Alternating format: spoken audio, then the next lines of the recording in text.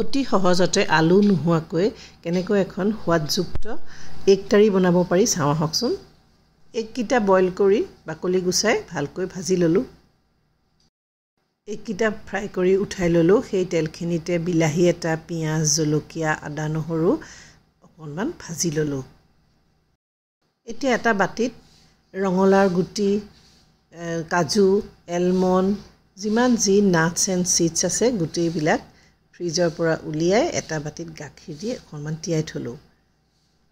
সেইখিনি নাভাজিলেও হয়, কিন্তু মই পিঁয়াজখিনিৰ লগতে একেলগে অলপ ভাজি পেষ্ট এটা বনাই ললোঁ। এতিয়া থাকি যোৱা তেলখিনিত গৰম মছলা, শুকান জলকীয়া দি এয়া চাওকচোন পেষ্টটো তাতে ঢালি দিলোঁ।